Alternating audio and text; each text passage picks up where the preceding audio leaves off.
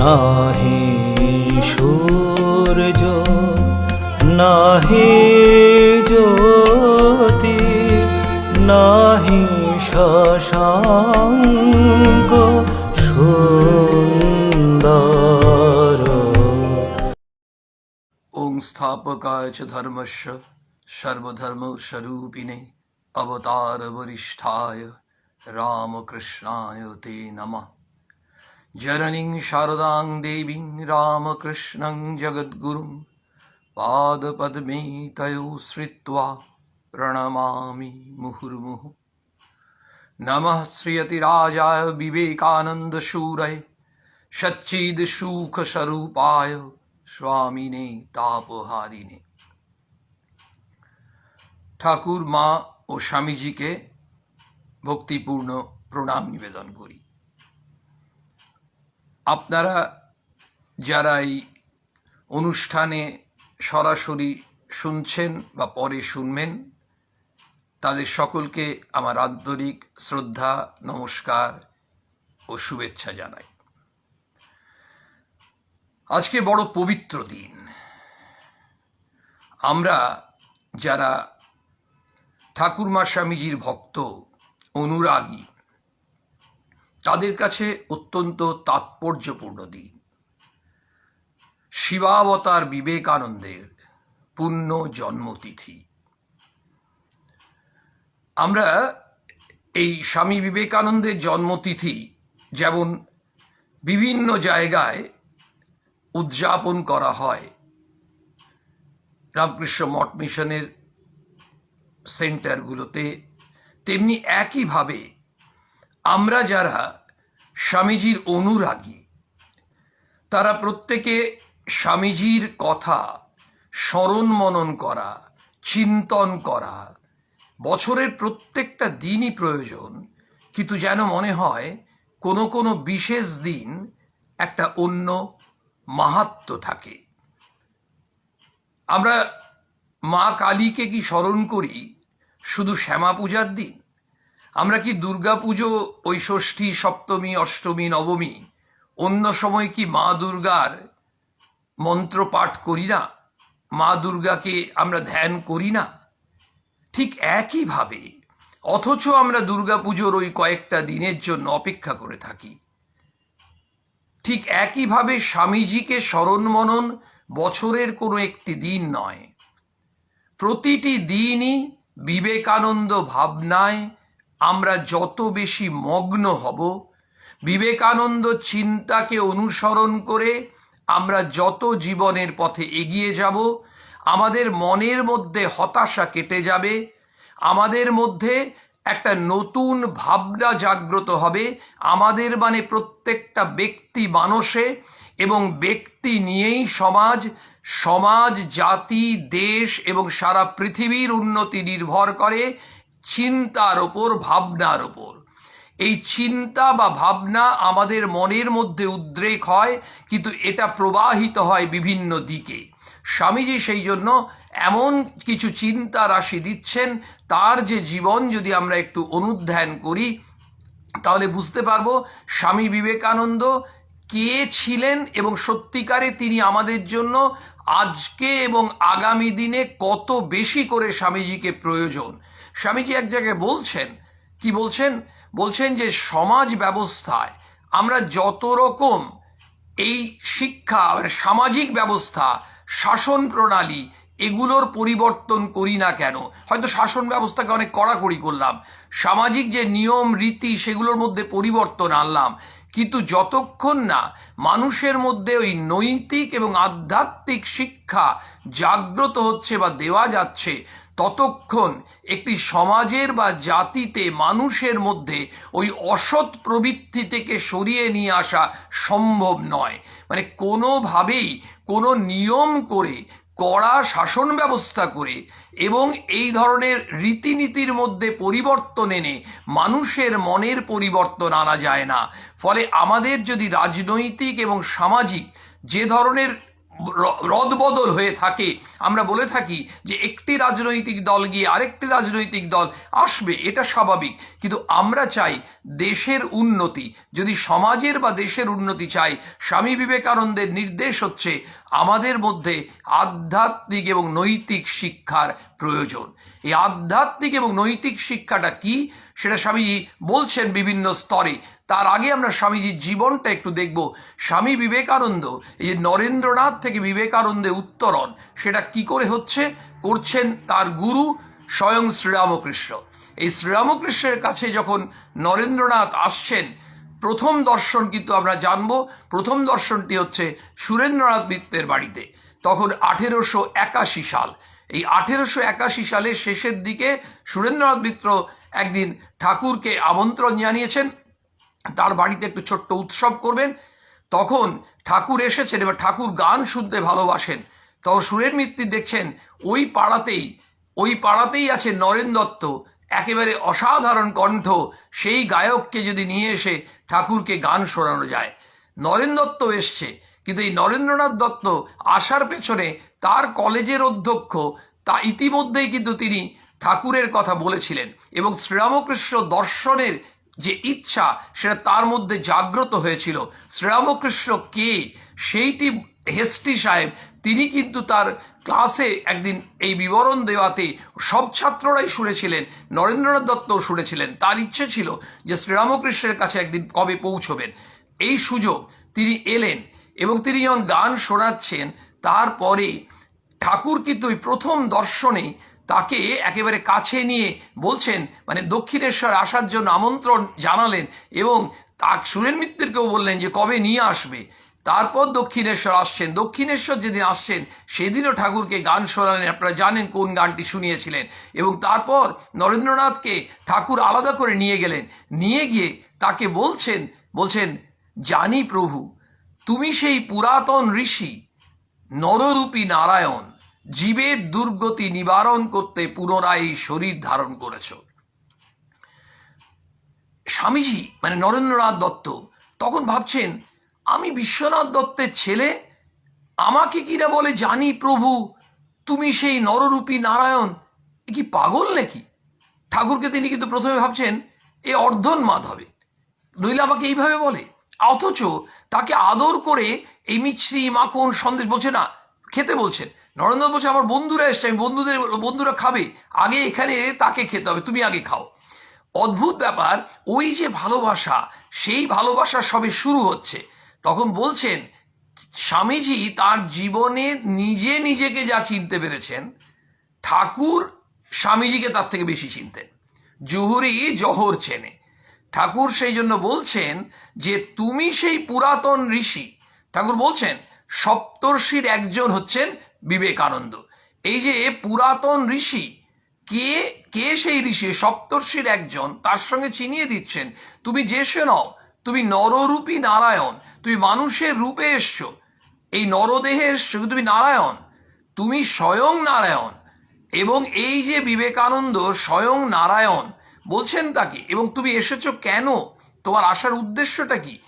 জীবের দুর্গতি, মানুষের যে দুঃখ দুর্দশা যন্ত্রণা লাঞ্ছনা, সেগুলো থেকে মুক্তি দেওয়ার জন্য তুমি এসেছো। এই নরেন্দ্রনাথ যখন পরে ঠাকুরকে একদিন বলছেন তার অভিলাষের কথা, তার ইচ্ছের কথা, তার বাসনার কথা জানাচ্ছেন যে তিনি নির্বিকল্প সমাধিতে থাকতে চান, তিনি সুখদেবের মতো সমাধিস্থ হয়ে থাকতে চান, তখন কিন্তু ঠাকুরের অত প্রিয়তম শিষ্য কিন্তু ঠাকুর তাকে সেদিন তিরস্কার করছেন। বলছেন তুই কিনা একটা বিরাট বটগাছের মতো হবি, তার ছায়ায় কত মানুষ আশ্রয় পাবে, আর কোথায় তোর এত হীন বুদ্ধি, তুই সমাধিতে থাকতে চাইছিস। অর্থাৎ নরেন্দ্রনাথকে যেখানে দরকার, সেখানে যে উদ্দেশ্যে নরেন্দ্রনাথ এসছেন, তিনি হয়তো ওই মুহূর্তে বিস্মৃত হয়েছেন অথবা হননি।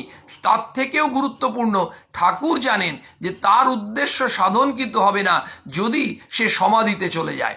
সব থেকে বড় কথা, যখন দক্ষিণেশ্বরে মঙ্গলবার এসেছিলেন, ঠাকুরের কাছে নরেন্দ্রনাথ দত্ত তিনি এসেছিলেন ঠাকুরের কাছে পরবর্তী ক্ষেত্রে যখন তার বাবার মৃত্যু হয়, তখন তার পরিবারে একেবারে তার বাবা বিশ্বনাথ দত্ত এত দাতা মানুষ ছিলেন, চারিদিকে সেই অর্থ বিলিয়ে দিয়েছেন, তাদের পরিবারই তখন ঋণগ্রস্ত। এবং সেই অবস্থায় স্বামী বিবেকানন্দ একটি চাকরির সন্ধান করছেন। তিনি বিবেকানন্দের মতো মানুষ, অদ্ভুত ব্যাপার, তখনকার সমাজে ওইখানে কিন্তু চাকরির সন্ধান করে চাকরি পাচ্ছেন না।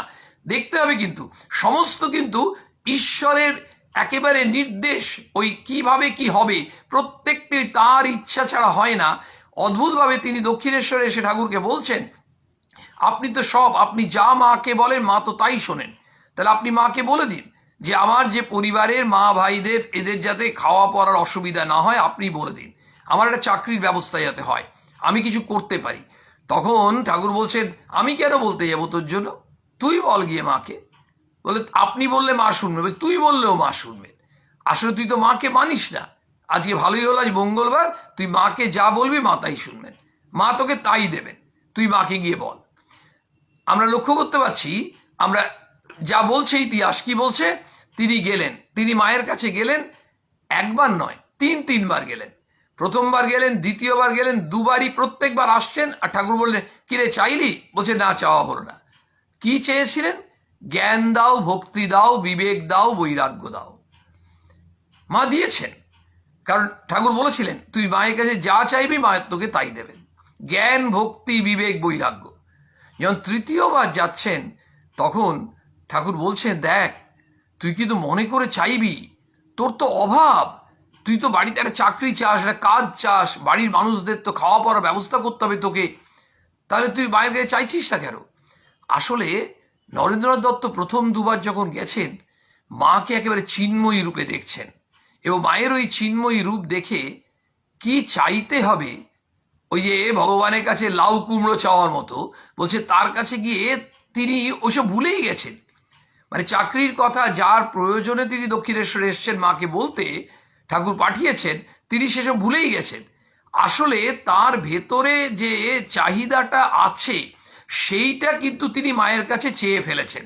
এটা তো প্রাক প্রস্তুতি নিয়ে নয়, এমন একটা নয় যে উনি বাড়ির থেকে ঠিক করে এসেছিলেন মায়ের কাছে গিয়ে বলবো জ্ঞান দাও, ভক্তি দাও, বিবেক দাও, বৈরাগ্য দাও। তাহলে কে বলতে পারেন?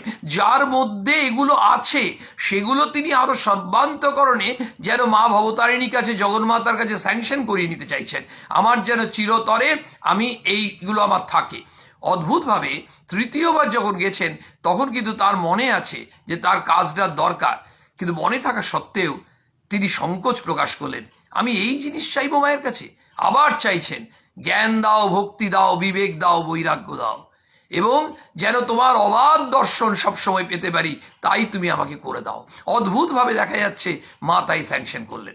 তারপর ঠাকুরকে বললেন, আমি জানি না, এবার আপনি এই ব্যবস্থা করে দেবেন, ওদের মোটা ভাত কাপড়ের কোনোদিন অভাব হবে না। ঠাকুর বলতেন, ঠাকুর কারোর জন্য এটা বলছেন না, কিন্তু নরেন্দ্রনাথের জন্য সব স্পেশাল স্যাংশন। একটা ঘটনা মনে করি আমরা, একবার ওই নরেন্দ্রনাথ এসছেন ঠাকুরের কাছে, এসে বলছেন আমি হোটেল থেকে খেয়ে এলাম। ওর কি খেয়ে এলাম জানেন? ওই লোকে যেগুলো অখাদ্য বলে ওই সব অখাদ্য খেয়ে এসছি। এই যে বলছেন, ঠাকুর কিন্তু জানেন যে নরেন্দ্রনাথ কোনো বাহাদুরি দেখাচ্ছেন না। লীলা প্রসঙ্গকার ঠিক এই কথাটা ইউজ করছেন, বলছেন নরেন্দ্রনাথ কিন্তু বাহাদুরি দেখাবার জন্য এই কথা বলছেন না যে আমি খেয়ে এলাম, দেখছেন তো, তা কিন্তু তার অভিরুচি নয়, অভিপ্রায় নয়। তার অভিপ্রায় হচ্ছে ঠাকুরকে জানিয়ে দেওয়া, কারণ ঠাকুর এই যে ঘটি বাটি এগুলো ব্যবহার করেন, সেগুলো সে তখন স্পর্শ করতে পারবে কিনা, বা ঠাকুর তাকে স্পর্শ করতে পারবেন কিনা, এই জন্য সে এসে, ঠাকুর জানবেন কি করে যে কি খেয়ে এসছে, সে নিজে এসে নরেন্দ্রনাথ তিনি বলে দিচ্ছেন যে আমি হোটেল থেকে যেগুলো অখাদ্য বলে লোকে সেই খেয়ে এলাম। তখন ঠাকুর বলছেন তাতে কিচ্ছু হবে না। শোন, যদি এই গরু শুয়োর খেয়ে যদি কেউ আসে এবং তার যদি ভগবানে মন থাকে, সে তো হবিষ্যান্নের মতো হবে রে। আর যদি কেউ শাক পাতা খেয়ে থাকে আর সে যদি খালি বিষয়ে ডুবে থাকে, তার থেকে তো ওই গরু শুয়োর খেয়ে আসা ভালো।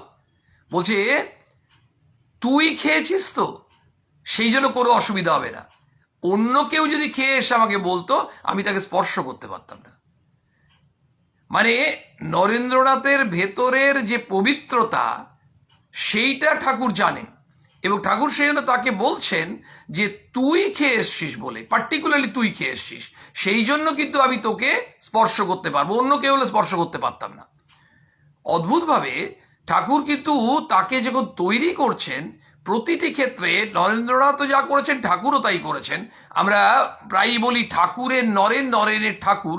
আসলে ঠাকুর যেমন নরেনকে পরীক্ষা করছেন, ঠিক নরেনও ঠাকুরকে কিন্তু পরীক্ষা করছেন বিভিন্নভাবে।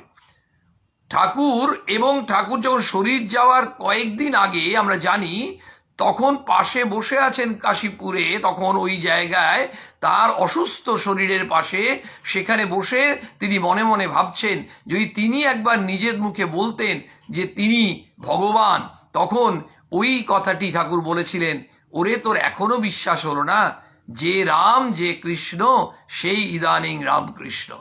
এই যে নরেন্দ্রনাথ যে ঠাকুরকে পরীক্ষা করে যাচ্ছেন এবং ঠাকুর নরেন্দ্রনাথকে পরীক্ষা করছেন, এখানে কিন্তু লক্ষ্য করতে হবে, নরেন্দ্রনাথ পরীক্ষা করাটা ঠাকুর কিন্তু তাকে উৎসাহিত করতেন। কেন উৎসাহিত করতেন? কারণ ঠাকুর জানেন নরেন্দ্রনাথ একটা উদ্দেশ্য নিয়ে এসছেন। আমরা একটু আগে শুনলাম যে তাকে জীবের দুর্গতি নিবারণ করতে নরেন্দ্রনাথের একটা বিরাট ভূমিকা থাকবে, এই যে তার অবদান থাকবে, ফলে যিনি শ্রীরামকৃষ্ণের কথা সারা জগতে প্রচার করবেন, শ্রীরামকৃষ্ণের ভাবনাকে প্রচার করবেন সারা জগতে, এটা স্বামী বিবেকানন্দের কথা। স্বামী বিবেকানন্দ যোগীন মহারাজকে একদিন বলছেন, ওরে তোরা ঠাকুরকে কতটুকু জানলি? অনন্ত ভাবময় ঠাকুর, তার এই অনন্ত ভাবকে তোরা তোদের গণ্ডির মধ্যে বেঁধে রাখতে চাস? আমি এই গণ্ডি ভেঙে পৃথিবীময় তার কথা ছড়িয়ে দেব, তার ভাব ছড়িয়ে দেব। আসলে স্বামীজির গুরু ভাইরা পর্যন্ত তারাও কিন্তু কখনো কখনো ভুল বুঝেছেন, ভেবেছেন যে স্বামীজি হয়তো ঠাকুরের যে শেখানো পদ্ধতি বা ঠাকুরের যে শিক্ষা সেটা ঠিক ঠিক করে অনুসরণ করতে পারছেন না। নরেন্দ্রনাথ দত্ত, পরবর্তী ক্ষেত্রে স্বামী বিবেকানন্দ, তিনি তাদেরকে পরিষ্কার করে দিচ্ছেন, তোরা ঠাকুরকে কতটুকু বুঝেছিস? ঠাকুর কি তোদের এই গণ্ডির মধ্যে? অনন্ত ভাবময় ঠাকুর, তার এই অনন্ত ভাবটা আমি সারা বিশ্বে ছড়িয়ে দেব। শিকাগো ধর্ম মহাসভায় গিয়ে ঠাকুরের কথাই তো তিনি বললেন। তিনি শ্রীরামকৃষ্ণের নাম কতবার বলেছেন, কিন্তু 11 সেপ্টেম্বর থেকে 27 সেপ্টেম্বরের মধ্যে আমরা যদি বক্তৃতাগুলো শুনি, তাহলে আমরা দেখতে পাচ্ছি সেখানে স্বামীজি ঠাকুরের কথাগুলোই বলছেন। আমরা 20 সেপ্টেম্বরের বক্তৃতায় শুনছি, সেখানে স্বামীজি বলছেন, religion not the crying need of India. ভারতবর্ষের কিন্তু প্রয়োজন ধর্ম নয়, ভারতবর্ষের প্রয়োজন অন্ন। কোটি কোটি মানুষ, আর্ত নরনারী দুমুঠো অন্নর জন্য চিৎকার করছে। তাদের কাছে, ক্ষুধার্ত মানুষের কাছে ধর্মের কথা বলা মানে তাদেরকে অপমান করা, টু ইনসাল্ট দেম। ঠিক এই ল্যাঙ্গুয়েজ স্বামীজি ইউজ করছেন। তার মানে আমরা যখন এই ক্ষুধার্ত মানুষের কথা স্বামীজি এত ফিল করছেন, কেন এই ফিলিংয়ের পেছনে চলে যাই সেই দক্ষিণেশ্বরে। যেদিন ঠাকুর ওই বৈষ্ণব ধর্ম সম্বন্ধে বলছেন, বলতে গিয়ে বলছেন যে বৈষ্ণব ধর্মের ক্যারেক্টারিস্টিকগুলো, তখন তিনি এই কথাগুলো ব্যবহার করেছিলেন। তার মধ্যে একটা হচ্ছে জীবে দয়া। তারপর তিনি হঠাৎ সমাধিতে চলে যাচ্ছেন, অর্ধবাহ্য দশায় তিনি ফিরে এসে বলছেন যে ওরে দুঃশালা, তুই কীটাণু কীট, তুই দয়া করবি কি রে? শিব জ্ঞানে জীব সেবা। ওখানে যারা বসেছিলেন সেদিন, তাদের মধ্যে নরেন্দ্রনাথ, আমাদের স্বামীজি, তিনি কিন্তু এত আনন্দ পেলেন এবং আনন্দে তিনি চিৎকার করে বলছেন যে ভগবান যদি কোনোদিন দিন দেন, আমি সারা জগতে, সারা বিশ্বে এই কথা প্রচার করব। এই যে প্র্যাকটিক্যাল বেদান্ত, এই বনের বেদান্তকে ঘরে ঘরে নিয়ে আসা, এই হচ্ছে বিবেকানন্দের কনসেপ্ট। বিবেকানন্দের ফিলসফি কি? তিনি ওই 20 সেপ্টেম্বর বলছেন, ধর্ম মানে কি? ধর্ম মানে তুমি ক্ষুধার্ত মানুষের বুকে আগে তো খাবার তো দাও। আমাদের ভারতবর্ষে কিন্তু অন্নের প্রয়োজন। আমাদের ভারতবর্ষে কোটি কোটি দরিদ্র মানুষ আছে যারা দুমুঠো অন্ন পায় না। এই কথা স্বামী যখন বলেছেন, সেটা 1893। আজকে 2021-এ এই কথা কি একেবারে পরিবর্তিত হয়ে গেছে? এখনো ওই সংখ্যা আরো অনেক বেড়ে গেছে। সারা ভারতবর্ষের পরিসংখ্যান নিয়ে দেখলে দেখা যাবে যে বহু মানুষ জানে না, তারা আজকে রাত্রে জানে না কালকে আদৌ তাদের সকালে কোনো অন্ন জুটবে কিনা। এই দেশে আমরা বাস করি এবং আমাদের মধ্যে যত ভাবনাই আসুক, যতক্ষণ না আমরা এই ধর্মের কথা বলি, শাস্ত্রের কথা বলি, আমাদের এই ভাবনা তখনই আসবে যখন স্বামীজির ভাবনা আমরা নিতে পারবো। স্বামীজি বলছেন যে সত্যিকারের ধার্মিক হবে সে উদার হবে। এইটা হচ্ছে স্বামীজির ধর্মের কনসেপ্ট। আমরা যত অনুদার তার মানে আমরা তত অধার্মিক। বিবেকানন্দ একটি বক্তৃতায় বলছেন অসাধারণ কথা। বারবার স্বামীজির শিক্ষা মানে একটা ওয়ার্ড যদি বলা যায় স্বামীজির শিক্ষা, সেই ওয়ার্ডটার নাম হচ্ছে আনসেলফিশনেস, নিঃস্বার্থতা, নিঃস্বার্থপরতা। এই যে নিঃস্বার্থপরতা, স্বামীজি ভগবানের একটা সংজ্ঞা দিলেন। আমরা কেউ ভগবানকে সংজ্ঞা দিতে পারি? আমরা তাপের সংজ্ঞা জানি, তাপমাত্রার সংজ্ঞা জানি, ঘনত্বের সংজ্ঞা জানি, বলের সংজ্ঞা জানি, আমরা কিন্তু সংজ্ঞা জানি না ভগবান। আমরা জানি না তো ভগবান কি। স্বামীজি ভগবানের সম্বন্ধে সংজ্ঞা দিলেন, কি বললেন? স্বার্থ শূন্যতাই ভগবান। তুমি কি স্বার্থ শূন্য? এই স্বার্থ শূন্যতাই ভগবান। Unselfishness is god. এই ভগবানের সংজ্ঞা কেউ দিয়েছেন বলে আমার জানা নেই। ঘটনা হচ্ছে এই যে অসাধারণ একটা কনসেপ্ট আমাদের সামনে তুলে ধরলেন, এই আমরা নিঃস্বার্থপরতা বলছে, তুমি নিঃস্বার্থপর হবে তাহলে তুমি কি? তুমি যদি সত্যিকার নিঃস্বার্থপর, তুমি ধর্মপথে আছো, তুমি ধার্মিক, তুমি তত শিবের কাছে। আর যতই তুমি শিবের পুজো করো, যতই তুমি একেবারে বিভিন্ন রকম তীর্থ ঘুরে আসো, জপের মালা নিয়ে বসে থাকো, কিন্তু তুমি যদি স্বার্থপর হও তাহলে কি তুমি অধার্মিক। আমরা নিজেরা ধার্মিক কি অধার্মিক তার একটা সুন্দর টেস্ট করতে বলছেন। তুমি এটা পরীক্ষা করে নিতে পারো। আমরা তরকারিতে নুন হয়েছে কিনা একটু চেখে দেখে নিই, নুনটা হয়েছে কিনা, বেশি হয়েছে না কম হয়েছে না পরিমাণ মতো হয়েছে। তার যেমন পরীক্ষা করা যায়, রক্ত পরীক্ষা করা যায়।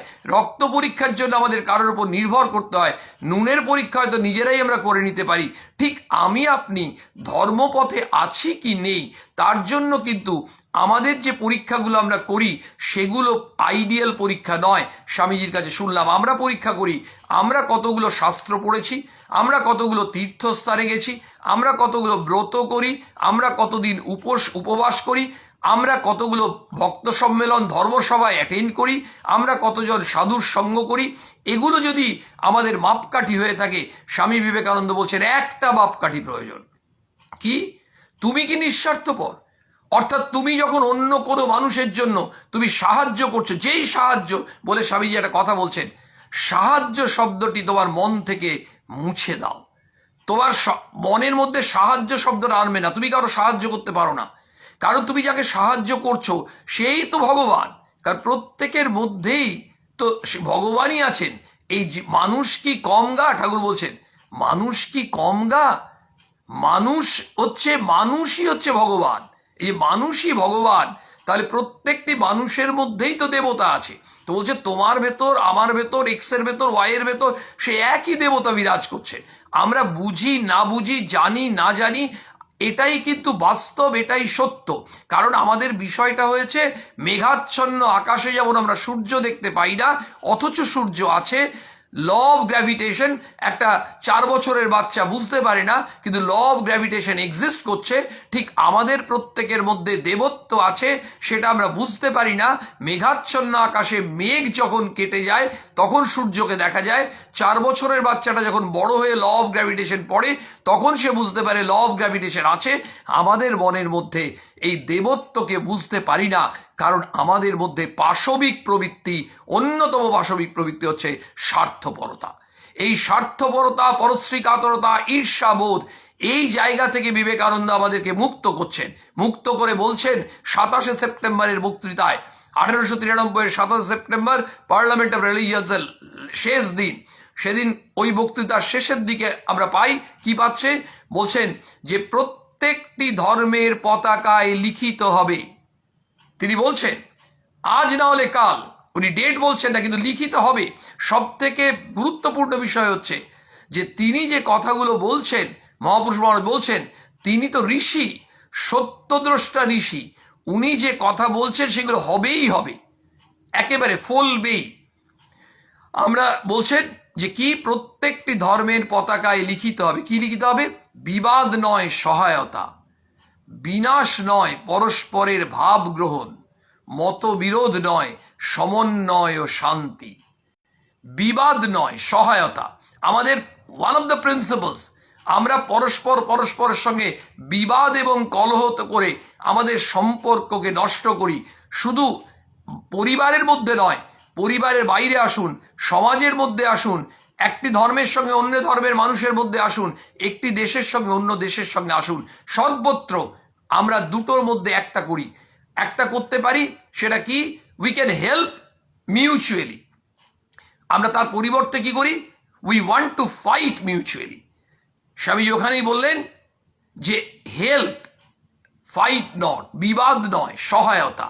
যদি আমরা সাহায্য করার মানসিকতা নিয়ে এগিয়ে আসি, এই মানসিকতা কখন আসবে? এই সাহায্য থেকে আমাদেরকে উন্নীত হতে হবে। বিবেকানন্দ বলছেন, তোমার এই সাহায্যের মনোভাব থেকে তুমি এগিয়ে এসে ভাবো তুমি সেবা করছো। কেন? কারণ তুমি যাকে সাহায্য করছিলে তিনি তো ভগবান। তুমি কি ভগবানকে সাহায্য করতে পারো? ভগবান তোমাকে সাহায্য করতে পারেন। স্বাভাবিকভাবে তুমি ভগবানের পুজো করতে পারো, ভগবানের সেবা করতে পারো। আর সাহায্য কথাটির সঙ্গে সঙ্গে আমাদের মধ্যে ওই অহং ভাবটি থাকে। এই অহং ভাব, অহমিকা আত্মশ্লাঘা যতক্ষণ থাকছে, আমরা তত সংকীর্ণ হয়ে যাই। আমরা ধারণা করে থাকি যদি আমি এই মানুষটিকে সাহায্য না করতাম, এই মানুষটি হয়তো শেষ অবধি রাস্তায় পড়ে মারা যেতে পারে, আমি আজকে তাকে উদ্ধার করেছি। এই যে ভাবনাটা, এই ভাবনাটা আসে ওই অহমিকা থেকে। সেই জন্য স্বামীজি আমাদেরকে সচেতন করছেন, তুমি জানবে যে তুমি ভগবানের যন্ত্র হিসেবে কাউকে সেবা করার সুযোগ পেয়েছো। এই যে কনসেপ্টটা তিনি আমাদের সামনে দিলেন, বলছেন বিবাদ নয় সহায়তা, বিনাশ নয় পরস্পরের ভাব গ্রহণ। আমরা কিন্তু এই কেন আমাদের সম্পর্কগুলো বিনষ্ট হয় তার অন্যতম কারণ একটু আগে যেটা আমরা প্রসঙ্গে ছিলাম, যে স্বামীজি আমাদের সচেতন করছেন। ঠাকুর বলছেন সমস্ত অপরাধ আমি ক্ষমা করি, কিন্তু অহংকার ক্ষমা করতে পারি না। আমরা কেন একজন আরেকজনের কাছে অ্যাসিমিলেশন করতে পারি না, অ্যাসিমিলেট করতে পারি না, এক্সচেঞ্জ অফ আইডিয়াস করতে পারি না? কারণ আমার মনে হয় আমি ওর কাছে ভাবনা নেব, আমি তার কাছে ছোট হয়ে গেলাম, আমি ওকে ভাবনা দেব। অর্থাৎ আমরা যদি আইডিয়াস এক্সচেঞ্জ করি তাহলে আমরা অনেক বেশি সমৃদ্ধ হতে পারি, আমাদের সিদ্ধান্ত অনেক বেশি সফল হতে পারে। একটি ক্লাব বা একটি কমিটির সেক্রেটারি তিনি যদি ভাবেন আমি সদস্যদের সঙ্গে আলোচনায় বসে সদস্যদের সঙ্গে ভাবনা শেয়ার করে আমি এই ক্লাব কমিটিটাকে আরও বেশি করে বড় করব, আরও নতুন নতুন ভাবনা এই কমিটির সাহায্যে আমরা সমাজের জন্য কাজ করব, সেটা একটা ভাবনা। সেক্রেটারি যদি ভাবেন আমি যে ভাবনাটার কথা বলছি ওদের কাছ থেকে আমি কেন ভাবনা নেব, আমি তো সেক্রেটারি, ওরা তো সদস্য। এই যে ভাবনা, এখান থেকে দেখা যায় বহু অর্গানাইজেশন নষ্ট হয়ে যায়, বিনষ্ট হয়ে যায়। এই যে ভাবনা, সেই জন্য বলছেন এক্সচেঞ্জ অফ আইডিয়াস। এই এক্সচেঞ্জ অফ আইডিয়াস, টিচার স্টুডেন্টের কাছে আইডিয়া দেবে, স্টুডেন্টের কাছ থেকে টিচার আইডিয়া নেবে। খুব স্বাভাবিকভাবেই আমরা যখন বাবা মা যখন ভাবেন যে আমি সন্তানকে যেটা বলবো সন্তান সেটা শুনবে, সন্তান অনেক সময় বাবা মাকে কিন্তু ভাবনা শেয়ার করতে চায়। এবং সেই শেয়ারিং অফ ভিউজ যদি দেখা যায়, আমরা একটা কথা সে অনেকদিন আগে ছোটবেলা আমরা সবাই পড়েছি, প্রাপ্তেষু ষোড়শ বর্ষে পুত্রম মিত্রম বদাচরেত। 16 বছর হয়ে গেলে ছেলের সঙ্গে বন্ধুর মতো সম্পর্ক করা উচিত। আজকাল সেটা যখন আমরা পড়েছি আজ থেকে বহু বছর আগে, এখন সেটা 16টা হয়তো দেখবেন 6 বা 8 হয়ে গেছে। খুব ছোট বয়স থেকেই যদি দেখা যায় যে বাবা মা ছেলেমেয়ের সঙ্গে একটু বন্ধুর মতো আচরণ করছে, বন্ধুর মতো মানে এই নয় কিন্তু প্রতি ক্ষেত্রে ফচকেমি করা, কিন্তু ঘটনা হচ্ছে এটাই আমাদের লক্ষ্যে পৌঁছতে সুবিধা হয়। সেই জন্য বিবেকানন্দ ভাবনা কি করে? বিবেকানন্দ ভাবনা আমাদেরকে উত্তরিত করে যে তুমি দুর্বল নও। বিবেকানন্দ ভাবনা আজকের অভিভাবক, আজকে সমাজ সংস্কারক সবার পক্ষে প্রত্যেকের ক্ষেত্রে এত বেশি করে প্রয়োজন। কেন? বিবেকানন্দ কি বলছেন? বলছে তুমি নিজেকে দুর্বল ভাবছো কেন? তুমি নিজেকে দুর্বল ভাবা মানে তোমার যদি দুর্বলতা কাটাতে হয় তাহলে তোমাকে উল্টো ভাবতে হবে। খুব স্বাভাবিকভাবেই যেমন আমরা অ্যান্টিবায়োটিক খাই আমাদের ইনফেকশন হলে, ঠিক একইভাবে তোমার দুর্বলতাও একটা ইনফেকশন। এই দুর্বলতার কথা তুমি ভাববে না, তুমি তোমার শক্তির কথা ভাবলে তখন তুমি তোমার দুর্বলতা কেটে যাবে। Remedy for weakness is not brooding over weakness but thinking of strength. তুমি নিজের শক্তির কথা ভাবো। এই শক্তির কথা ভাবলে আমাদের শক্তি যখন আসে, মানসিক উদারতা যখন আসে, আমরা মানসিক দিক দিয়ে যখন সম্প্রসারণ হয়, তখনই আমরা কি করি, we are ready to accept ideas of others, অন্যদের ভাবনাটা আমরা নিতে চাই, অ্যাসিমিলেশন, তখন কিন্তু ডিস্ট্রাকশন হয় না, তখন বিনাশ হয় না। তাহলে আমাদের আজ সমাজে, আমাদের ভারতবর্ষের জন্য এই প্রিন্সিপাল, স্বামীজির এই ফিলসফি আজ কত বেশি দরকার আমরা বুঝতে পারছি। আজকে স্বাভাবিকভাবে স্বামীজি বলেছিলেন শিকাগোতে ইউনিভার্সাল রিলিজিয়নের কথা। আজকে আমরা এটা জানি, আমাদের এত এত রাজনৈতিক দল, এত এত মত, কত সব আছে, কিন্তু আলটিমেটলি যদি সবারই উদ্দেশ্য একটা হয় যে আমরা দেশের কিভাবে কল্যাণ করব, দেশের সাধারণ মানুষ, nation lives in the cottage, স্বামীজির কথা। তার মানে এই সাধারণ মানুষ যতক্ষণ না উঠছে, একটা দেশ কখন উঠতে পারে না, একটা জাতি কখন উঠতে পারে না। এটাই বিবেকানন্দের বার্তা। বিবেকানন্দ সেন চাইছেন জাতির উন্নতির জন্য কি করতে চাইছেন, বলছে তোমরা এগিয়ে যাও। তোমরা বলতে যুব সম্প্রদায়কে, এই যুব সম্প্রদায়ের জন্য স্বামীজি নিজে প্রার্থনা করছেন। কি প্রার্থনা করছেন? তোমরা বীরের মতো এই যুদ্ধক্ষেত্রে তোমরা শেষ হয়ে যাও, এটাই বিবেকানন্দের প্রার্থনা। অর্থাৎ তোমরা নিজেকে নিঃশেষ করে দাও। আত্মবলিদান, এই আত্মবলিদান আমাদেরকে ওই স্যাক্রিফাইসিং প্রিন্সিপাল, এই স্যাক্রিফাইস করতে করতে করতে করতে, স্যাক্রিফাইস যখনই আমরা করবো, যা কিছু আমরা ত্যাগ করব, তার সঙ্গে আমাদের একটা চাহিদা থাকে, ওই ডিম্যান্ড সাপ্লাইয়ের মতো। সেখানে স্বামীজি বলছেন তুমি কোনো রকম কোনো প্রত্যাশা রাখবে না। এইখানেই হচ্ছে নিঃস্বার্থপরতা। এটা খুব টাফ, খুব টাফ, এবং এত কঠিন জিনিস, সেটা নিরন্তর প্র্যাকটিস করতে হবে। সেটা নিবেদিতাও বলছেন, এই নিঃস্বার্থতার সাধনা আমাদের করতে হবে। নিবেদিতা স্বামীজির সম্বন্ধে কি বলছেন? স্বামীজি যেন তিনটে মিলে এক হয়ে গেছিলেন। কি তিনটে?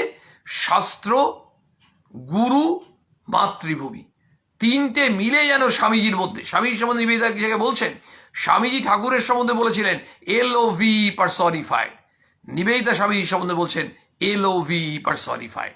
অদ্ভুত। এই যে গুরু, শাস্ত্র এবং মাতৃভূমি কেন বললেন?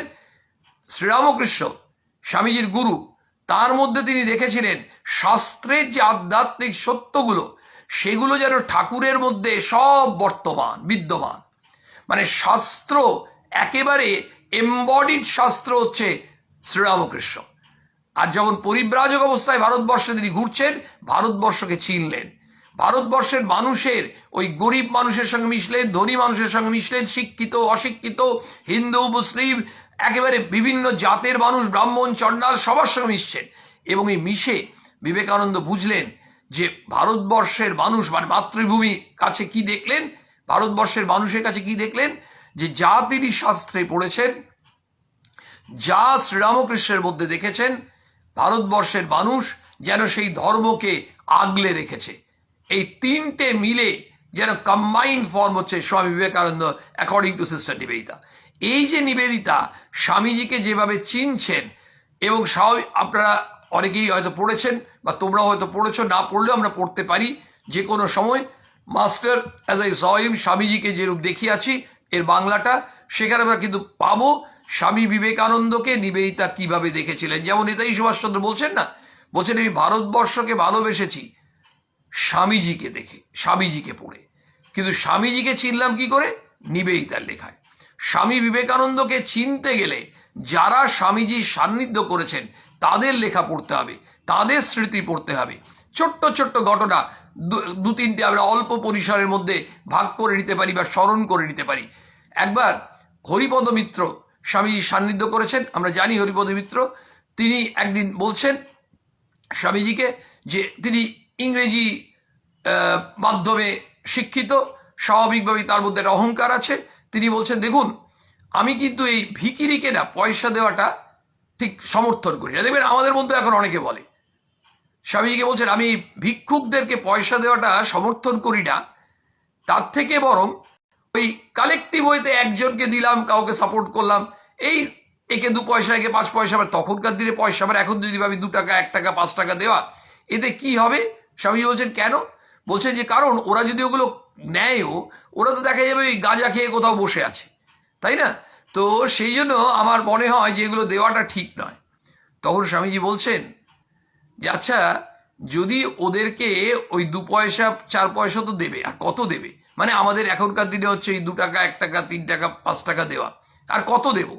তো বলছেন এটাই যদি তোমরা দাও, ওরা যদি গাঁজা খেয়ে কোথাও পড়েও থাকলো, যদি ওরা ওই পয়সাটা তোমাদের কাছে না পায়, তাহলে স্বাভাবিকভাবেই নেশা করার জন্যই হোক আর পেটে দুমুঠো অন্নের জন্যই হোক, ওরা তখন তোমাদের কাছ থেকে জোর করেই কায়দা করে নেবে, অর্থাৎ চুরি করে, পকেটমারি করে, তোমাদেরকে অপরাধমূলক যে পদক্ষেপ সেগুলো নিয়ে ওরা করবে। তার মানে কি হবে, ওতে যদি এমনি পড়ে থাকতো তাহলে সমাজের খুব একটা ক্ষতি হতো না। এতে কিন্তু সমাজের উল্টো ক্ষতি হচ্ছে, তোমাদের ক্ষতি হচ্ছে, সমাজে অপরাধমূলক কাজ বেড়ে যাচ্ছে, অপরাধমূলক কাজের সঙ্গে যুক্ত মানুষের সংখ্যা বেড়ে যাচ্ছে, সমাজের উন্নতি হচ্ছে না অবনতি হচ্ছে। হরিপদ মিত্র বুঝলেন। স্বামীজি প্রত্যেকটি ক্ষেত্রে একেবারে ইনস্ট্যান্ট লজিক দিচ্ছেন, কিন্তু বিবেকানন্দের একটা জিনিস বিবেকানন্দ বারবার বলছেন যে যাই করো, সোজা কথায় তুমি দুটো জিনিসকে, রাদার তিনটে জিনিসকে একসঙ্গে ডেভেলপ করার চেষ্টা করো। স্বামীজিকে বলা হয়েছিল যে যদি এমন হয় তাহলে আপনি কোনটা নেবেন, যদি মানে আপনার হৃদয়টা বিরাট হলো কারো কিন্তু তার মেধা নেই, সেটা ভালো না মেধা আছে প্রচুর, বুদ্ধি আছে প্রচুর, হৃদয় নেই? তো স্বামীজি বলছেন আমি সেটাই নেব যেখানে হৃদয়টা বড়, অর্থাৎ হৃদয়টা বড়, হৃদয়বত্তাটা, এটাই কিন্তু বিবেকানন্দ বারবার জোর দিচ্ছেন। কিন্তু একটা জিনিস লক্ষ্য রাখতে হবে যে হৃদয়, মস্তিষ্ক এবং কর্ম করার ক্ষমতা, স্বামী তিনটে কথা বলছেন, হেড, হার্ট, হ্যান্ড, এই যে তিনটের সমন্বয় যদি হয় তাহলে কিন্তু সেটাই হচ্ছে প্রকৃত মানুষের লক্ষণ। অর্থাৎ একজন প্রকৃত মানুষ যদি হয় তাহলে তার হেড যেমন থাকছে, হার্ট তেমন থাকবে, হ্যান্ড। আমাদেরকে এইভাবে ভাবনা দিয়ে বলছেন। আরেক জায়গায় বলছেন purity, patience and perseverance are the essentials to success and above all লাভ। বারবার বলছেন পিওরিটি, তুমি পবিত্র হও। বলছেন নিঃস্বার্থতাই তো ধর্ম, বারবার স্বার্থশূন্যতাই ভগবান বলছেন, পবিত্রতাই তো ধর্ম, পবিত্রতা, নিঃস্বার্থপরতাই হচ্ছে ধর্ম। তুমি ধর্ম আবার কি বলছো? ধর্ম মানে কি? ধর্ম মানে to be good and to do good. তুমি একটু ভালো কাজ করো। ভালো কাজ করো মানে কি? মানুষ কেউ অসুবিধায় পড়েছে, তুমি তাকে মুখটা ফিরিয়ে দিও না। ওই যে আমরা মানুষকে ঘৃণা করি, হিংসা করি, দুচ্ছাই করি, স্বামীজি বলছেন এক জায়গায়, অ্যালার্ট করে দিচ্ছেন, তুমি করো না, লোককে ঘৃণা করো, লোককে হিংসা করো, দূর করো, দেখবে তোমার কাছেই ফিরে আসবে কম্পাউন্ড ইন্টারেস্টে, চক্রবৃদ্ধি সুদে ফিরে আসবে। ব্যাংকে কম্পাউন্ড ইন্টারেস্টে টাকা পেতে ভালোই লাগে, সিম্পল ইন্টারেস্টে কম্পাউন্ড ইন্টারেস্টে টাকাটা সুদটা ভালো আসবে, কিন্তু এখানে যদি কম্পাউন্ড ইন্টারেস্টে আমাদের উপর রিবাউন্ড করে আসবে, একটা বল যেমন রিবাউন্ড করে, তোমার কাছে আবার ফিরে আসবে। তুমি না হিংসা করছিলে লোককে, তুমি না ঘৃণা করছিলে, দূর করছিলে, তুমি ওর জন্য প্রস্তুত থাকো। আবার তুমি যদি কাউকে সাহায্য করো, কাউকে সেবা করো, তুমি দেখবে 100 গুণ হয়ে, 1000 গুণ হয়ে তোমার কাছে ফিরে আসছে। এটা কিন্তু আমরা নিজেরা টেস্ট করে দেখতে পারি। যে কোনো সময় আমাদের মনে হয় যারা আমাদের শ্রোতা আছেন এখন বা পরে, তারা এটা স্বামীজির এই কথাটা মানতে বাধ্য, কারণ আমাদের জীবনে দুরকমই নিশ্চয়ই হয়েছে। এই যে আমাদের এক্সপিরিয়েন্সের সঙ্গে বিবেকানন্দের কথা মিলে যায় বলেই বিবেকানন্দর পেছনে আমরা ছুটি। বিবেকানন্দের কথা হচ্ছে রিয়েলিস্টিক, বিবেকানন্দের কথায় কোথাও কোনো অনৃত নেই, বিবেকানন্দের কথা মানেই সত্য। এবং সব থেকে বড় কথা হচ্ছে বিবেকানন্দের কথা প্রতিটি সময়ই প্রাসঙ্গিক। এখন অনেক সময় একটা প্রশ্ন ওঠে, স্বামীজির কথা কি এখন প্রাসঙ্গিক? আজ থেকে 50 বছর এই প্রশ্নটাই আসবে, ওটা কমন প্রশ্ন। তখনও লোকে 50 বছর পরে যারা বেঁচে থাকবে তারা বলবে হ্যাঁ স্বামীজির কথা এখন বেশি করে প্রাসঙ্গিক। এবং সত্যি করে স্বামীজি এই যে জায়গাটা আমাদের চেনাচ্ছেন, কেন বললেন পিওরিটি, পেশেন্স আর perseverance are the 3 essentials to success. সফল হতে গেলে আমাদের পবিত্রতা, মানে কপটতা যত থাকবে, পবিত্র মানুষটি পবিত্র অবিচলিত, সে আনন্দের খবর এলো তাতেও ঠিক আছে, যদি কোনো কষ্টকর খবর এলো তাতেও তার মধ্যে খুব একটা ইম্প্যাক্ট হচ্ছে না, অর্থাৎ সে গ্ল্যাডলি অ্যাকসেপ্ট করতে পারছে। পবিত্র মানুষ অন্যকে অন্ততপক্ষে অন্যের ভালো করতে না পারুক, অন্যের ভালো চিন্তা করে, অন্যের ভালো হোক এই প্রার্থনাটা করে। এগুলো কার মধ্যে থাকবে? এগুলো থাকবে যার মধ্যে মনুষ্যত্ব জাগ্রত আছে। যে কারণে স্বামীজি বারবার ওই স্বদেশ মন্ত্রে প্রার্থনা করছেন, হে গৌরীনাথ, হে জগদম্বে, আমায় মনুষ্যত্ব দাও, মা আমার কাপুরুষতা দুর্বলতা দূর করো, আমায় মানুষ করো। আসলে স্বামীজি বারবার বলছেন জগতে সমস্ত যা ধনরাশি আছে, সমুদয় ধনরাশি, তার থেকে মানুষ হচ্ছে মূল্যবান। মানে আমাদের যত ক্যাপিটাল থাকবে, আমরা যে কোনো ছোট গ্রাম নিই না, ছোট একটা গ্রামে প্রচুর টাকা আছে, কিন্তু যদি ভালো মানুষ একটাও না থাকে, যারা উদার মানুষ, যারা পবিত্র মানুষ, যারা অন্য মানুষের কথা একটু ভাববে, তাহলে এই মানুষ যদি না থাকে ওই গ্রামের উন্নতিটা হবে কোত্থেকে? গ্রামে টাকা আছে বলে টাকাটা রাস্তায় পড়ে থাকবে? আর যদি দুজন হোক, তিনজন হোক, যদি উদার ভাবনা, নিঃস্বার্থপরতার মানুষ থাকেন, তারা ওই গ্রামের গরিব মানুষগুলোর কথা ভাববেন। তার মানে তাদের কাছে হয়তো ক্যাপিটাল নেই, অল্প পয়সা আছে, সেই দিয়েই ভাবছে চলো মানে আমি যদি খেতে পারি তুমিও খেতে পাবে। মানে মানুষের এমন মানসিকতা থাকে, আমি যদি খেতে পারি তাহলে তুমিও খাবে, আমার যদি খাবার না জুটে তোমার জুটবে না। অদ্ভুত কথা। তো বিবেকানন্দের ফিলসফিটা তো এইটা। বিবেকানন্দের ফিলসফিটা কি? ফিলসফিটা হচ্ছে যে তুমি ওই যে বলে সমগ্র ধনরাশির থেকে, সমুদয় ধনরাশির থেকে মানুষ হচ্ছে মূল্যবান। বারবার তার প্রার্থনায় উঠে আসছে মানুষ। কেন? যতক্ষণ না একটা দেশে, একটা সমাজে, একটা শহরে, একটা গ্রামে, একটা স্কুলে, একটা কলেজে, একটা বিশ্ববিদ্যালয়ের, হাসপাতালে যতক্ষণ না ভালো মানুষ থাকবে, আমরা যত ভালো ডাক্তারই থাকুক না কেন, ওই হাসপাতালে রোগীরা চিকিৎসাটা, সৎ চিকিৎসা, সুচিকিৎসা পাবে কি পাবে না, সে ডাক্তারের কোয়ালিফিকেশন বা কোয়ালিটির থেকেও বেশি নির্ভর করছে ডাক্তারটির মনুষ্যত্বের ওপর। এই যতক্ষণ না সৎ চিন্তার, পবিত্র চিন্তার চিকিৎসক ওই হাসপাতালের সঙ্গে যুক্ত আছেন, নার্সরা যুক্ত আছেন, ততক্ষণ কিন্তু ম্যানেজমেন্ট যুক্ত আছে, ততক্ষণ কিন্তু রোগীদের সুচিকিৎসা পাওয়ার এই সম্ভাবনা কমে যায়। তাহলে স্বাভাবিকভাবেই আমরা কিন্তু কি শিক্ষক, কি চিকিৎসক, কি উকিল, কি ব্যবসায়ী, কি প্রশাসক, সর্বত্র আমরা খুঁজে বেড়াই সৎ মানুষের কথা। এই যে সৎ, পবিত্র, কর্মঠ, নিষ্ঠাবান, সত্যনিষ্ঠা, নিঃস্বার্থপর মানুষ, এইকে স্বামীজি খুঁজছেন। স্বামীজি নিরন্তর খুঁজছেন, কারণ স্বামীজি কিন্তু তিনি জীবন্ত। স্বামীজি নিজে বলেছেন, I am a voice without any form, অশরীরী বাণী। তো সেই স্বামী বিবেকানন্দের বাণী আমাদের কাছে শক্তির কাজ করছে। স্বামী বিবেকানন্দের বাণী আমাদেরকে জীবন্ত করে রাখে। স্বামী বিবেকানন্দের বাণীর এমন শক্তি। ওই যে তিনি বললেন, বিবাদ নয় সহায়তা, বিনাশ নয় পরস্পরের ভাব গ্রহণ, মতবিরোধ নয় সমন্বয় শান্তি। আমরা তো খালি কনফ্লিক্ট করে যাচ্ছি। আমরা কি সত্যি সমন্বয় চাইছি? আমরা কি হারমোনি চাইছি? পিস চাইছি? আমরা যদি শান্তি চাই, তাহলে যতই হোক না কেন আমাদের ওই বিরোধিতা থাকবে, কিন্তু সেই বিরোধিতা, মতান্তর থাকবেই। মতান্তর হোক, মনান্তর না হোক। কারণ মতান্তর আর মনান্তর, এই দুটোর মধ্যে আকাশ পাতাল তফাৎ। আমাদের যখন মনান্তর হয়ে যায়, তখন আমরা আরেকজনের কথা ভাবতে চাইব না।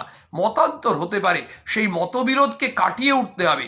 যদি কাটিয়ে না উঠতে পারি, যদি মনান্তর না হয়ে থাকে, শুধু মতান্তর, সেই মতান্তর কিন্তু কাটতে পারে যদি আমরা একটু উদার হই। মানে অনুদার ভাব থেকে বেরিয়ে এসে আমরা যদি উদার হতে পারি, তাহলে কিন্তু আমরা সমন্বয়ের চিন্তা করব। এবং আজকে আমরা জানি না ভারতবর্ষ কখন এই সমন্বয় ও শান্তির চেহারা পাবে, আমরা জানি না, কিন্তু আমরা সবাই আশাবাদী। কারণ স্বামী বিবেকানন্দের কথা মিথ্যে হবে না। ওই যে বললেন প্রত্যেকটি ধর্মের পতাকায় লিখিত হবে, তখন ধর্মে ধর্মে যে সংঘর্ষ, যে দ্বন্দ্ব, সেগুলো কিন্তু কাটতে থাকবে। এবং কোনো না কোনো একটা ট্রাইফল ইস্যু নিয়ে আমাদের সমাজে, আমাদের দেশে, সারা পৃথিবীতে এই ধরনের সমস্যাগুলো আগুনের মতো ওঠে। স্বামীজি কিন্তু নিজে এমন এক শক্তির অধিকারী ছিলেন, তিনি বলেছিলেন না, যখন পাশ্চাত্যে গেলেন বলে আমি ফিরে এসে সমাজে বোমার মতো ফেটে পড়েছিলেন। এবং ওই স্বামীজির শিষ্য যারা, তারা পর্যন্ত তাদেরকে কিন্তু একইভাবে বলছেন।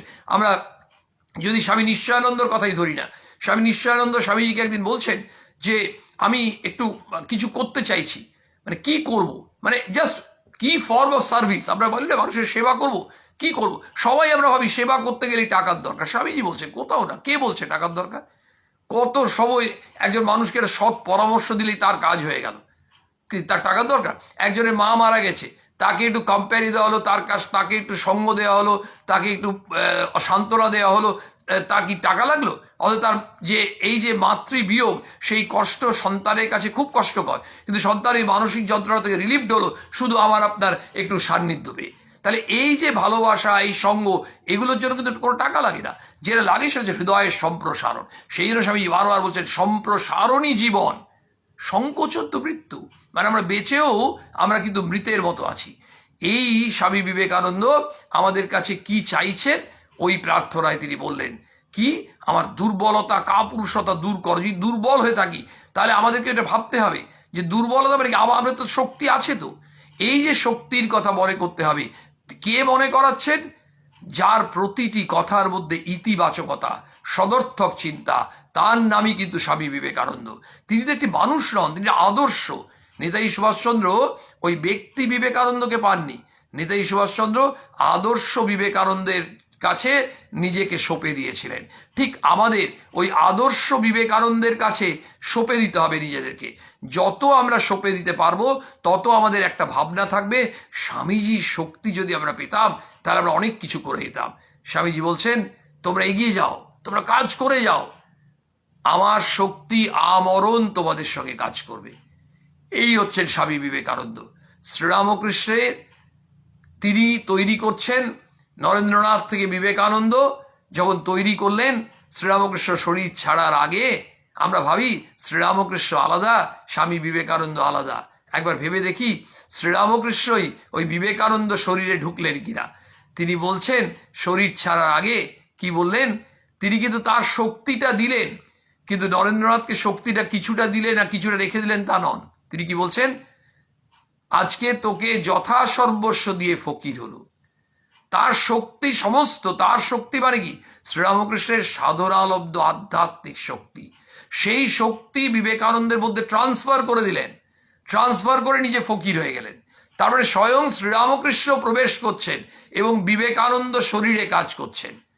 ঠাকুর মা স্বামীজি ওই যে তিনেই তো এক, একেই তিন, এই যে আমরা ভাবনাটা কি না, ঠাকুর স্বয়ং স্বামীজির মধ্যে তার শক্তিটি দিলেন। কেন? কারণ এই জগতের কাজ করে তিনি ফিরে যাবেন এবং স্বামীজিকে নির্দেশ দিলেন নরেন শিক্ষে দিবে। এবং এই যে লোকশিক্ষক স্বামী বিবেকানন্দ, তিনি জগৎকে শিক্ষা দিলেন। কি শিক্ষা দিলেন? ঠাকুরের সেই কনসেপ্ট, শিব জ্ঞানে জীব সেবা। মানুষই ভগবান, মানুষকে সেবা করো তাহলেই ভগবানের পুজো করা হবে, ভগবানের সেবা করা হবে। তুমি কতটা ব্যক্তিগত ত্যাগ, তোমার যেটুকু আছে তুমি তাই দাও। স্বামীজির কথা হচ্ছে তুমি মানুষকে দিতে গিয়ে ভেবো না, তোমার যেটা ক্ষমতা আছে তুমি তাই দাও, এবং কিন্তু মানুষকে ফিরিয়ে দিও না। এই যে তার ভালোবাসার মধ্যে কি ছিল? তার ভালোবাসার মধ্যে উন্মাদনা ছিল, কিন্তু তার ভালোবাসার মধ্যে কোনো বন্ধন ছিল না। আমাদের সাধারণ মানুষের ভালোবাসার মধ্যে উন্মাদনা থাকে। মা ছেলেকে পাগলের মতো ভালোবাসে, স্বামীজির কথা, পুত্র তরে মায়ে দেয় প্রাণ, দস্যু হরে প্রেমের প্রেরণ। দস্যু সেও তো প্রেমের কারণেই হরণ করছে, আর পুত্রের জন্য পুত্রকে বাঁচাতে গিয়ে একটা বাঘের কাছ থেকে অথবা একটা অ্যালসেসের কুকুরের কাছ থেকে মা ঝাঁপিয়ে পড়বে, কিন্তু ছেলেটাকে বাঁচিয়ে নেবে। কিন্তু মা নিজের ছেলেটাকে বাঁচাবে, মা কিন্তু প্রতিবেশীর ছেলেকে বাঁচাতে গিয়ে ওইভাবে ঝাঁপিয়ে পড়বেন এমন মায়ের সংখ্যা খুব কম। ঘটনা হচ্ছে কারণ আমাদের এই যে আমাদের ভালোবাসায় উন্মত্ততা আছে কিন্তু বন্ধন আছে ওইটুকুর মধ্যে। আর স্বামীজির ভালোবাসায় উন্মত্ততা ছিল কিন্তু বন্ধন ছিল না। স্বামী সবাইকে ভালোবাসছেন, সর্বগ্রাসী। কোথায় মেথর, কোথায় মুচি, কোথায় দরিদ্র, কোথায় ধনী, কোথায় শিক্ষিত, কোথায় অশিক্ষিত, কোথায় চামার, কোথায় চণ্ডাল, কোথায় ব্রাহ্মণ, দেখছেন না? তিনি সবাইকে আলিঙ্গন করছেন, সর্বগ্রাসী আলিঙ্গন। আমরা সেই বিবেকানন্দের ভালোবাসা পেয়েছি। আমরা কি বিবেকানন্দের যে স্বপ্ন, যে ভাবনা, যে চিন্তা, যে বিবেকানন্দের যে এত ইচ্ছা ভারতবর্ষ এমনিভাবে উঠুক, সারা পৃথিবীতে এই ভাবনা, উদার ভাবনা ছড়িয়ে পড়ুক, আমরা আমাদের যে যেখানে আছি সেখান থেকে ওইটুকুই এগোবার চেষ্টা করি। আর যদি কোনো মানুষ যে জায়গায় দাঁড়িয়ে আছে সেখান থেকে আমরা পেছনে টানবো না, সেখান থেকে এগিয়ে নিয়ে যাওয়ার চেষ্টা করব। এটাই হচ্ছে স্বামী বিবেকানন্দের দর্শন। কাউকে আমরা ওইখান থেকে নামিয়ে আনবো না, যে স্টেজে আছে সেখান থেকে এগোবার চেষ্টা করব। এটাই হচ্ছে উত্তরণের প্রথম নির্দেশ। স্বামী বিবেকানন্দ আমাদেরকে ভালোবেসে সবাইকে টেনে নিয়েছেন বুকে। আমরা স্বামী বিবেকানন্দকে কি দিতে পারবো? তার যে স্বপ্ন, সেই স্বপ্ন পূরণে আমরা প্রত্যেকে প্রার্থনা করি আমরা যেন তার শক্তি নিয়ে তার কাজ করতে পারি, যতটুকুই হোক না কেন। জয়তু স্বামীজি।